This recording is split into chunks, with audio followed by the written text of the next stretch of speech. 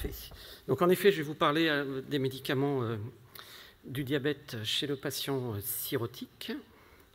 Vous avez ici ma déclaration de lien d'intérêt, mais il n'y a aucun lien directement en rapport avec cette présentation. Et ce que je vous propose comme plan, c'est de refaire rapidement quelques points de rappel épidémiologique, de discuter ensuite du diagnostic du diabète chez le cirrhotique et surtout la question des objectifs et du suivi des glycémies, avant de rentrer dans le vif du sujet avec les antidiabétiques, en faisant un petit listing de voir lesquels peuvent être utilisés, et après la stratégie thérapeutique telle qu'on a dans le diabète, comment elle peut être finalement utilisée chez le patient cirrhotique, avec aussi l'idée de réfléchir à des médicaments antidiabétiques qui peuvent avoir un effet bénéfique sur le foie, et notamment sur la MASLD et la MASH, qui va être probablement une des pathologies les plus pourvoyeuses de cirrhose dans les années à venir. Donc, je vous encourage à lire ce papier, donc cette revue d'un petit peu de statement qu'on avait fait. C'était le fruit du travail du groupe AFEF-SFD, donc qui est sorti dans Diabète et Métabolisme en 2021 et dont je me suis largement inspiré. Alors, concernant l'épidémiologie, je vais lancer le vote. La première question, c'est un choix multiple. La prévalence du diabète dans la cirrhose est de l'ordre de 15%. Le nombre de cirrhoses va baisser en France d'ici 2030. Le diabète précède le plus souvent la cirrhose.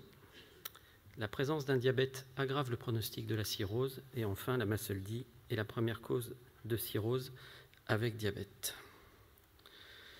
Donc on peut... Alors je ne vois pas si... Je vois le nombre de votes. Il y a peu de personnes qui votent encore. On a 7 participants, donc dès qu'on... je vais vous afficher les résultats du coup. Donc les réponses, c'est clairement la prévalence du diabète. On va voir qu'elle est beaucoup plus élevée chez le patient cirrhotique, que suite notamment à l'épidémiologie et la pandémie encore d'obésité, notamment chez l'adolescent et chez les sujets jeunes, le nombre de MASLD, de MASH et potentiellement de cirrhose va augmenter. Et je vous montrerai que le diabète précède le plus souvent la cirrhose, que ça aggrave le pronostic et, encore une fois, le rôle important de la MASLD. Donc, vous voyez ici sur cette diapositive que quand on regarde les données en France, notamment des cirrhoses décompensées, on estime qu'il y aura une augmentation dans ce papier qui date un peu de 2018 de 164% entre 2015 et 2030 et très fortement drivé par l'augmentation de l'obésité et encore une fois de la MASH. Donc le diabète est une pathologie fréquente. Donc si on prend une revue systématique chez 9705 patients avec cirrhose, issus de 58 études, la prévalence du diabète elle est plutôt de l'ordre de 30%. Donc vous voyez ici l'intervalle de confiance, donc c'est un patient cirrhotique sur 3, et que dans les causes finalement de cirrhose chez le patient qui a un diabète, majoritairement c'est la MASLD devant l'hépatite C et l'alcool. Et donc il existe 2 types de diabète associés à la cirrhose, soit le diabète de type 2 qui précède, avec les complications, encore une fois, MASLD, fibrose hépatique et cirrhose. Et puis dans les formes, ça peut être des découvertes de diabète qui sont plutôt faites dans vos services en hépatologie, ce qu'on appelle les diabètes hépatogéniques, qui là sont vraiment liés à des formes de cirrhose décompensée, avec notamment une insuffisance hépatocellulaire, et ça apparaît après la cirrhose. Et puis, plus rarement, on peut avoir aussi notamment l'insuffisance pancréatique qui peut avoir des causes communes, notamment l'alcool, expliquant à la fois la cirrhose et un diabète secondaire à une insuffisance pancréatique. Ce qui est clair, c'est que chez ces patients cirrhotiques, la présence d'un diabète aggrave le pronostic. Vous avez ici le listing des différentes études qui retrouvent toutes la même chose, à savoir que la survie chez les patients diabétiques la survie chez les patients cirrhotiques avec un diabète est inférieure à celle des patients cirrhotiques sans diabète. D'où l'intérêt après d'une prise en charge. On n'a pas encore, bien sûr, de niveau de preuve permettant de dire que l'amélioration de la prise en charge du diabète et notamment de l'équilibre glycémique améliore le pronostic de la cirrhose. En revanche, on sait que c'est un facteur aggravant. Alors, suivi objectif glycémique, la question, c'est chez le patient cirrhotique, c'est le 2e QCM. L'hémoglobine glyquée, donc l'HbA1c, est recommandée en première intention pour le diagnostic de diabète chez le patient cirrhotique. La cirrhose surestime la valeur d'hémoglobine glyquée. L'HGPO a un intérêt particulier pour le diagnostic de diabète. La mesure en continu de la glycémie, donc le CGM, est une option intéressante pour le suivi glycémique chez les patients sous insuline. Et la fructosamine est une bonne alternative à l'hémoglobine glyquée pour le diagnostic et le suivi, le diagnostic de diabète et le suivi de l'équilibre glycémique. Toujours chez le patient cirrhotique. Hop. Alors, si on regarde les résultats, clairement, on va voir que c'est une des limites. L'hémoglobine glyquée n'est pas recommandée en première intention pour le diagnostic de diabète chez le patient cirrhotique parce qu'elle a tendance à être sous-évaluée, non pas surestimée dans ce contexte-là. Il y a une place pour l'HGPO. En tout cas, pour le diagnostic, on va surtout avoir un profil parfois avec des hyperglycémies postprandiales. Et donc, ça peut avoir un intérêt de faire un test de charge orale en glucose ou tout au moins de contrôler les glycémies capillaires en postprandial. La mesure en continu de la glycémie est une option intéressante et on va en parler. Et par contre, la fructosamine n'est pas plus performante, encore moins même, que l'hémoglobine glyquée dans cette population. Donc, ce qu'on avait retenu dans le consensus, enfin dans le consensus d'experts, c'est que dans les différentes études et données épidémiologiques, la glycémie à jeun, donc vous savez que le seuil c'est supérieur ou égal à 1,26 g, est moins sensible que la GPO à 75 grammes de glucose avec la valeur à 2 heures qui doit être supérieure ou égale à 2 grammes par litre. Ça, c'est le cas notamment en cas de cirrhose décompensée où notamment l'HbA1c n'est pas du tout performante. Donc le seuil d'HbA1c, si vous avez un patient qui a une cirrhose compensée, donc on peut être utilisé, c'est supérieur ou égal à 6,5% qui fait le diagnostic de diabète. Et les valeurs, elles sont faussées à la baisse, notamment en raison de l'anémie. Et la mesure continue du glucose pourrait être une option intéressante parce que là, on capture tout le profil glycémique et notamment les excursions postprandiales. Mais alors là, on manque clairement d'études prospectives à large échelle. Donc, on essaye au niveau du groupe de faire un essai clinique ou du moins une étude pour essayer de comparer l'intérêt du CGM versus la GPO, la glycémie à jeun ou l'HbA1c. Et on est en train de trouver les financements pour lancer cette étude.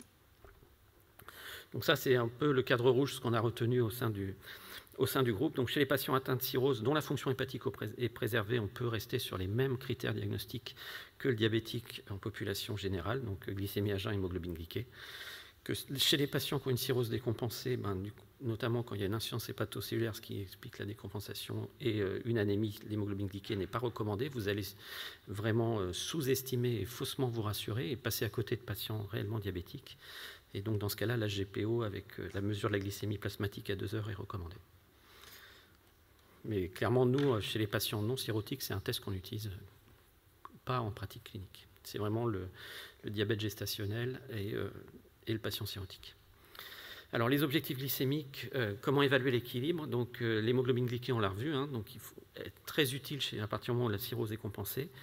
La fructosamine, on oublie, et donc on va se baser en cas de cirrhose décompensée sur la surveillance des glycémies capillaires, donc soit avec des glycémies au bout du doigt, soit avec les monitoring en continu de la glycémie, avec par contre des objectifs de glycémie qui vont être, on va le voir, beaucoup plus larges que ceux du patient diabétique non cirrhotique. Donc vous les avez vus de plus en plus, donc les systèmes, c'est ceci, donc c'est le système du freestyle libre, c'est développé par les laboratoires Abbott. On est maintenant en freestyle libre 2+, c'est des capteurs qu'on met tous les 15 jours qui permettent d'enregistrer les glycémies toutes les 5 minutes et quand vous scannez avec le téléphone portable ou avec le lecteur, vous récupérez 8 heures de glycémie. Donc à partir du moment où vous faites des scans au moins toutes les 8 heures, vous avez un enregistrement de toutes les valeurs de glycémie sur 24 heures. Il y a d'autres capteurs en continu qui sont disponibles, notamment récemment le Dexcom ONE+. Et maintenant, en diabétologie, on utilise beaucoup cette façon de contrôler l'équilibre glycémique où on parle de temps dans la cible, donc ce que vous avez en vert, chez un patient diabétique de type 1 ou de type 2. L'objectif, c'est d'être à plus de 70%. Et je vous ai mis le tableau à côté. Vous voyez que 70% de temps passé dans la cible, ça équivaut à une hémoglobine glyquée aux environs de 6,7%. Donc on est très bien équilibré quand on a plus de 70% du temps dans la cible. L'objectif, c'est d'être à moins de 25% en hyperglycémie, dont moins de 5% en hyperglycémie sévère, donc plus de 2,50 g, et moins de 5% en hypoglycémie, et dont moins de 1% en hypoglycémie sévère, avec le seuil de neuroglycopénie, qui est de 0,54 g. Et je pense que pour les patients cirrhotiques, on est un peu comme chez les patients âgés fragiles. On n'a pas encore de recommandations internationales, mais globalement, L'idée, c'est qu'on diminue le risque d'hypoglycémie. On a un objectif à moins d'1% et on tolère un peu plus de temps passé en hyperglycémie. Alors, chez le patient cirrhotique, en termes d'objectifs, en cas de cirrhose compensée, les objectifs glycémiques sont les mêmes que chez le patient diabétique non cirrhotique. En cas de cirrhose décompensée, l'hémoglobine glyquée est peu fiable pour suivi de l'équilibre glycémique. En cas de cirrhose de nouveau décompensée, il faut prévenir en priorité le risque d'hypoglycémie. En cas de cirrhose décompensée, les objectifs de glycémie à jeun sont compris entre 0,70 g et 1,50 g par litre. Et le CGM n'est remboursé que chez les patients avec au moins 3 injections d'insuline par jour. Donc là, c'est peut-être un peu plus axé diabétologique comme question. Et donc, globalement, à partir du moment où vous avez un cirrhotique qui a une cirrhose compensée, les objectifs glycémiques sont les mêmes que chez le patient diabétique non cirrhotique. On l'a déjà évoqué, hein, en cas de cirrhose décompensée, l'hémoglobine glyquée est peu fiable et il faut en priorité chez ces patients-là, ils vont plutôt mourir de complications hépatiques. Donc il ne faut pas accélérer les choses avec notamment le risque hypoglycémique. On n'est pas sur du bon contrôle glycémique pour prévenir la rétinopathie ou la néphropathie. L'objectif, c'est vraiment de minimiser le risque d'hypoglycémie. Et c'est pour ça que les objectifs glycémiques ils sont plus larges. 0,70 g, 1,50 g, c'est déjà c'est un peu intermédiaire. Si on est en objectif strict, c'est 0,70 g, 1,20 g. Là, on va plutôt être entre 1 g et 2 g par litre, dans le but de prévenir le risque d'hypoglycémie chez le patient cirrhotique décompensé. Et le remboursement du monitoring en continu de la glycémie a évolué. Maintenant, il suffit d'une seule injection d'insuline par jour pour pouvoir avoir accès à un remboursement. Longtemps, ça a été 3 injections, diabète de type 1, 3 injections, et maintenant, dans le diabète de type 2, à partir d'une injection. Donc, la prise de position de la Société francophone du diabète, vous voyez, chez un patient qui a un diabète de type 2, qui a une espérance de vie normale, on va dire le diabétique standard, l'objectif, c'est moins de 7%. Ça peut même être moins de 6,5% au tout début, à partir du moment où vous n'avez pas des médicaments antidiabétiques qui donnent une hypoglycémie. Si on se met dans le patient âgé, fragile, et donc on peut dire qu'un patient cirrhotique décompensé est un patient fragile, l'objectif, c'est moins de 8%, mais on a dit que ça ne servait à rien de regarder l'hémoglobine glyquée. Et surtout, dans ce cas-là, ça va être de viser plutôt un équilibre glycémique. Ce qu'on voit ici, c'est le point 10, de viser des valeurs de glycémie avant les repas, compris entre 1 et 2 grammes par litre. Le risque vraiment d'hyperglycémie majeure, de décompensation cétosique ou hyperosmolaire, c'est que si vous êtes avec des glycémies supérieures à 2,50 grammes. Le seuil de réabsorption tubulaire du glucose, il est 1,80 g, donc c'est au-delà de ce seuil que vous avez une polyurie et éventuellement une déshydratation. Mais entre 1 g et 2 g, il n'y a pas de risque de décompensation hyperglycémique. Alors, quand on revient sur les médicaments, je vous ai dit qu'il fallait éviter, si possible, le risque d'hypoglycémie. Donc, quels sont, parmi les médicaments antidiabétiques, ceux qui sont à risque d'hypoglycémie? Donc, est-ce que les inhibiteurs de SGLT2, qu'on appelle les glyphosines, sont à risque? Le répaglinide, Novonorm si on ne parle pas en DCI, l'insulinothérapie, les agonistes du récepteur au GLP1, donc tout ce qui va être médicaments incrétines, sémaglutide, Ozempic, Trulicity pour les plus connus, et la metformine.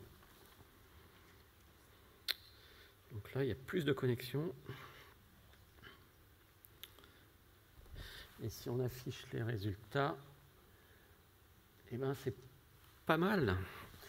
Sauf que les inhibiteurs de SGLT2, quand ils sont notamment pris seuls, comme les analogues du récepteur au GLP1, ne vont pas donner d'hypoglycémie. C'est-à-dire qu'ils peuvent favoriser le risque d'hypoglycémie chez des patients qui sont traités par insuline. Il va y avoir une diminution des doses d'insuline éventuellement à faire, mais de façon, quand ils sont pris seuls, ils ne vont pas entraîner d'hypoglycémie. Ils vont favoriser diminuer la réabsorption tubulaire du glucose, mais pas jusqu'à provoquer des hypoglycémies. Donc, ce qui fait qu'ils peuvent être utilisés de façon assez sécurisée vis-à-vis de ce risque-là. C'est la même chose pour les analogues du récepteur au GLP1, on va le voir. Hein. C'est des insulinosécréteurs, mais qui ne stimulent la sécrétion d'insuline qu'en cas d'hyperglycémie, donc ils sont glucose-dépendants, intelligents, et la metformine seule ne donne pas non plus d'hypoglycémie. J'aurais pu préciser qu'elle est antidiabétique pris seul, parce que les associations, bien sûr, à partir du moment où vous avez de l'insuline, un sulfamide hypoglycémiant ou du répaglinide, vous êtes à risque d'hypoglycémie. Alors, quel antidiabétique Alors, on démontrait, ou un bénéfice suspecté, on va dire, sur la MASH. Est-ce qu'il y a les inhibiteurs de SGLT2, le répaglinide, l'insuline, c'est la même liste, les agonistes du récepteur au GLP1 et la metformine. Donc, si on se met dans une optique où très bien on a un patient diabétique et cirrhotique, est-ce qu'on voudrait quand même, notamment au stade de cirrhose compensée, avoir un médicament qui pourrait avoir une action bénéfique sur le foie?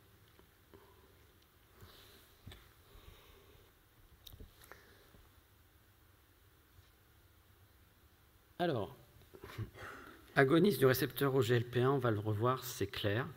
Il y a des essais cliniques randomisés de phase 3 qui sont positifs. La metformine est neutre quand on parle vraiment de MASH avec très peu d'études. Et les études qu'on a avec des données histologiques sont plutôt neutres. Et par contre, je vais vous montrer des études qui suggèrent que les inhibiteurs de SGLT2, même si on n'a pas encore des phases 3, on va dire, clairement établies, je vous montrerai une étude de phase 3 chinoise, mais qui suggère quand même, c'est un degré de preuve, un niveau de preuve moindre pour l'instant que les analogues du GLP1, mais si je reviens dans 4-5 ans, je pense qu'il y aura beaucoup plus de niveaux de preuve en faveur des inhibiteurs de SGLT2. Alors, voici les traitements du diabète. Pendant très longtemps, on avait un triumvirat. On augmente, quand vous avez un diabète de type 2, qui est quand même le diabète qui va être majoritairement celui qu'on va voir chez les patients cirrhotiques, c'est un défaut de sécrétion d'insuline en regard d'une insulinorésistance. Donc, on peut stimuler la sécrétion d'insuline, donc c'est les sulfamides, les glinides, avec le risque d'hypoglycémie, et de façon plus récente, les médicaments de type incrétine, analogues du récepteur GLP1 ou inhibiteurs de la DPP4, qui, eux, stimulent la sécrétion d'insuline sans risque d'hypoglycémie. La metformine, qui bloque la production hépatique de glucose, mais qui n'est pas vraiment un insulinosensibilisateur, notamment périphérique. Et puis les glitazones, qui auraient été aussi avec un bénéfice sur le plan hépatique, mais qu'on n'a plus en France, notamment la pioglitazone, qui a été retirée du marché depuis plusieurs années, notamment en raison de risques d'insuffisance cardiaque. Mais ce qu'il avait fait tomber à l'époque, c'était un risque qui n'a pas été confirmé après d'augmentation de cancer de vessie. Donc la metformine, je pense que le fait que la metformine soit en première ligne dans le diabète de type 2 vit ces dernières années. Je pense que sur les prochaines recommandations, ça risque de changer.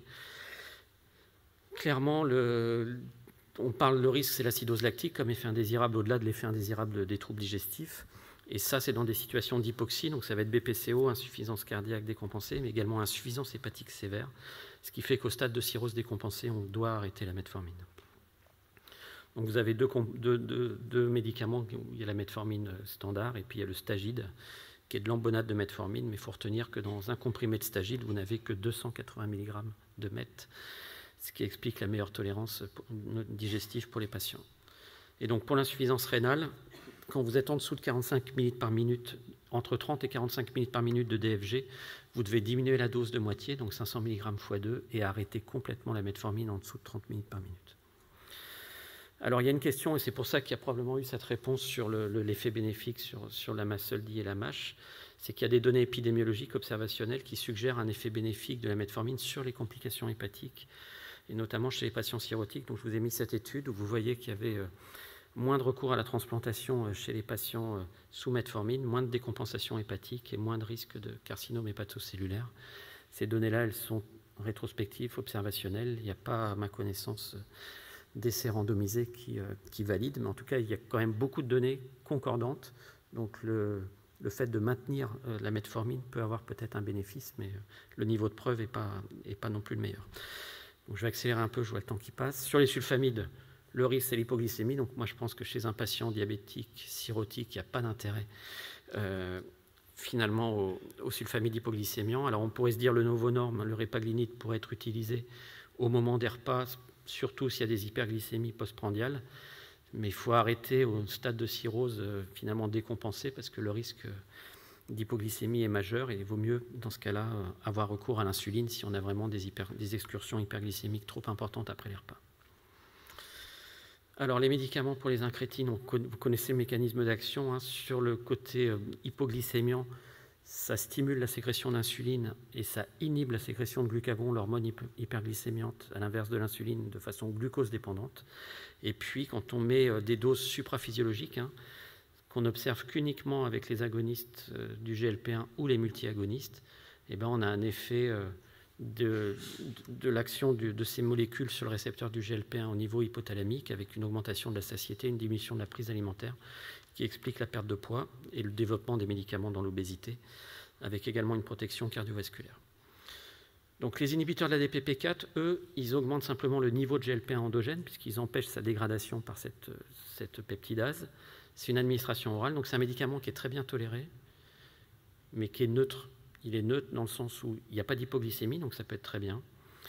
Par contre, il n'y a pas d'effet sur le poids, il n'y a pas de bénéfice cardiovasculaire ou rénal. Et donc l'idée, c'est quand même de pouvoir l'utiliser éventuellement au stade de cirrhose compensée. Après, il n'y a pas d'études au stade de cirrhose décompensée, donc ils ne sont pas recommandés. Donc c'est un médicament qui peut être utile quand on ne s'intéresse qu'à la glycémie, mais qui n'a pas de bénéfice additionnel. À l'inverse des analogues du GLP-1, qui ne donnent pas d'hypo, mais qui, eux, font perdre du poids, bien sûr, et ont un bénéfice cardiovasculaire. Ça a été montré dans 4 études, la dernière étant l'étude Surpass, qui n'est même pas un analogue du GLP-1, c'est un biagoniste, c'était le tirzépatide dont je vais vous reparler. Avec les effets bénéfiques potentiels, le revers de la médaille, c'est la tolérance digestive, avec des effets de nausée, de vomissement, donc ça peut être aussi, et potentiellement de dénutrition chez des patients cirrhotiques qui peuvent être dénutris. Le bénéfice cardiovasculaire, vous l'avez, c'est 16% de réduction des événements cardiovasculaires majeurs, surtout en prévention primaire plutôt qu'en prévention secondaire, plus qu'en prévention primaire cardiovasculaire. Bénéfice rénal sur moins de passages, notamment en insuffisance rénale terminale ou en dialyse. Ça, c'était l'étude FLO avec le sémaglutide récente. Et puis, donc, vous les avez ici, le liraglutide Victoza quasiment plus utilisé parce que c'est une fois par jour, et vous savez maintenant que c'est une injection par semaine. On a le Trulicity avec des doses de 0,75, 1,5, voire même on peut passer à 3 et 4,5, mais là c'est pour avoir un bénéfice pondéral supplémentaire. Et l'Ozempic, dont on entend parler tous les jours, où vous avez ces doses de 0,25, 0,5 et 1 mg qui sont remboursées dans le diabète, qui sont soumis maintenant à un accord préalable. Il faut préciser que le patient est bien diabétique, donc c'est des papiers à faire en plus. Et dans l'obésité, pour vous donner, et dans la NASH, les études positives, l'étude Essence, c'est 2,4 mg par semaine. Donc on a le tirzépatide, donc ça c'est les doubles agonistes, il y a même des triples agonistes avec notamment le récepteur au glucagon, mais je vais vous parler du tirzépatide. Donc c'est à la fois un agoniste du récepteur GLP-1 et du GIP. Le mécanisme d'action n'est pas complètement compris. Le fait d'avoir une action supplémentaire sur le GIP pourrait avoir renforcé l'effet sur la prise alimentaire, notamment via l'augmentation de la sécrétion de glucagon, qui ne détériore pas l'équilibre glycémique, mais qui fait perdre plus de poids, et probablement une action directe sur le tissu adipeux. Quand on compare tirzépatide versus sémaglutide chez les patients diabétiques de type 2, vous voyez qu'il y a une meilleure efficacité en termes de baisse d'hémoglobine glyquée, de l'ordre de 2,3% à la dose de 15 mg versus 1,8% à la dose de sémaglutide 1 mg, et puis une perte de poids qui est beaucoup plus importante, de l'ordre de 11 kg, ce qui fait 13% de perte de poids en moyenne versus 5,7 kg sous sémaglutide 1 mg. Donc ça s'appelle Mounjaro, ça peut être en pharmacie, maintenant de façon non remboursée dans l'obésité, il faut compter 300 à 400 € par semaine, et vous voyez la titration progressive, c'est des effets secondaires qui sont digestifs, nausées, vomissements, diarrhée également. Et je vous ai dit, la protection cardiovasculaire a été communiquée la semaine dernière au Congrès européen de diabétologie avec une non-infériorité par rapport au Trulicity, mais moins de mortalité totale sous tirzépatide. Alors, les inhibiteurs de SGLT2, l'idée, c'est que ça diminue la réabsorption tubulaire du glucose en bloquant ce récepteur qui assure 90% de la réabsorption du glucose au niveau rénal. Ce qui explique que si vous pissez du sucre, vous diminuez votre hémoglobine glyquée. Comme on ne peut pas pisser du sucre en poudre, il y a également une polyurie qui entraîne, du moins une fuite de fluide, et notamment de sodium, qui entraîne un effet de baisse de la pression artérielle, et vous perdez des calories, donc vous perdez du poids. Le risque, c'est les mycogénitales, notamment chez les femmes, parce que les urines sont sucrées, d'hypotension, des formes d'acidocétose qui sont un peu trompeuses parce qu'elles peuvent survenir sur des niveaux de glycémie moins élevés que l'acidocétose classique. Et puis par contre, c'est un médicament qui entraîne une protection cardiovasculaire, une protection cardiaque, donc l'insuffisance cardiaque, une protection rénale, ce qui fait que ce médicament est utilisé maintenant en cardiologie et en néphrologie, y compris chez les patients non diabétiques. Et les effets potentiels, je vous en ai parlé. Donc, vous avez la dapagliflozine ou l'empagliflozine. Donc, j'avance. Le bénéfice cardiovasculaire, vous le voyez ici, c'est comme pour les analogues du GLP-1, c'est plus marqué chez les patients en prévention secondaire cardiovasculaire que chez les patients à haut risque. Le bénéfice rénal, il est très clair et probablement supérieur aux analogues du GLP-1. Alors, insulinothérapie, avant de conclure sur les indications, l'insulinothérapie, elle peut être utilisée chez tous les patients à tous les stades pour la cirrhose. Par contre, ça nécessite un dosage, une éducation diabétique pour trouver les bonnes doses d'insuline. Il y a un réel intérêt du monitoring en continu de la glycémie, surtout que maintenant, dès une seule injection, ça peut être remboursé. Et qu'il faut probablement mieux privilégier les insulines de dernière génération, donc les analogues lents de l'insuline, que ce soit la Toujeo, la Tresiba, ou les analogues rapides qui donnent moins de risque d'hypo. Et je pense que dans quelques années, on n'aura plus de NPH. Vous avez vu que l'insulatar NPH a été retiré du marché. Donc ça, c'est le tableau qui récapitule. Donc vous voyez, l'insuline, on peut l'utiliser tout le temps. Les analogues du GLP-1 jusqu'à des cirrhoses modérément décompensées. Les inhibiteurs de SGLT2, je pense que les choses vont changer parce que probablement, ils pourront être utilisés assez largement. Donc là, j'aurais tendance à la mettre en rouge comme les analogues du GLP-1, y compris en forme chez les patients ayant une cirrhose modérément décompensée. Alors la stratégie thérapeutique, ça c'est difficilement compréhensible. C'est les recommandations internationales pour le diabète. On commence toujours par de la metformine et après, si vous avez une pathologie cardiovasculaire, donc à risque d'athérosclérose en prévention secondaire, si vous avez une insuffisance cardiaque ou une insuffisance rénale, vous allez privilégier un analogue du GLP-1 ou un inhibiteur de SGLT2, surtout SGLT2 si vous avez une insuffisance rénale. Et donc ces médicaments arrivent assez tôt dans la prise en charge. Et le reste, les sulfamides hypoglycémiants n'ont qu'un seul intérêt, c'est le coût, qui est plus bas. Et ce qui est un peu inquiétant et ce qui devra changer dans les prochaines années, c'est la place du foie.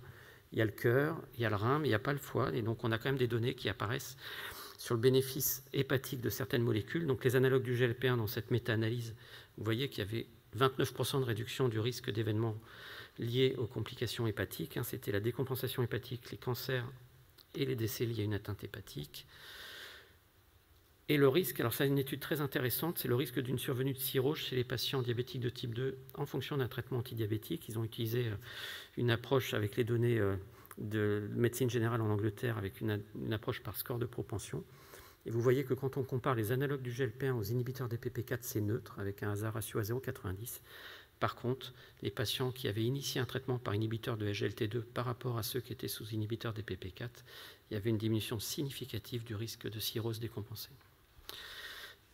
Et je vous ai mis cette étude, donc c'est une étude qui est sortie dans le BMJ cette année sur la dapagliflozine chinoise, qui a été faite entre 2018 et 2023, peu de patients, 76 dans chaque bras, mais globalement, vous voyez un effet favorable sur la MASH, avec la limite importante, c'est qu'ils n'avaient pas présélectionné comme pour la FDA. On avait des patients qui étaient F1, ils n'étaient pas tous F2, F3, mais en tout cas, il y a des données qui sont plutôt encourageantes. On attend les résultats des essais randomisés. Vous savez que le bénéfice du sémaglutide dans l'étude Essence, ils viennent d'avoir l'autorisation de mise sur le marché aux États-Unis par la FDA. Et le tirzépatide a des données également encourageantes. Vous voyez ici la résolution de la MASH sans aggravation de la fibrose, qui est nettement plus importante avec sous tirzépatide. Donc ça, je vais passer parce qu'on a des tout petites études dans la MASH, notamment pour le sémaglutide dans la cirrhose au stade F4, et il ne se passe pas grand-chose. Il n'y a rien de significatif.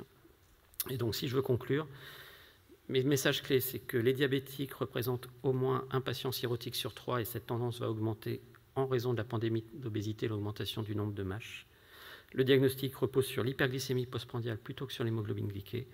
L'intérêt du monitoring en continu de la glycémie est prometteur mais nécessite d'être confirmé par des études dédiées. La stratégie thérapeutique du diabète en cas de cirrhose compensée est identique à celle de la population diabétique standard. L'insulinothérapie demeure le traitement de choix en cas de cirrhose décompensée.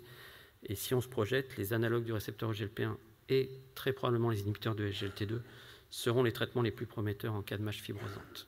Je vous remercie. Merci beaucoup, professeur. Vous avez tenu en plus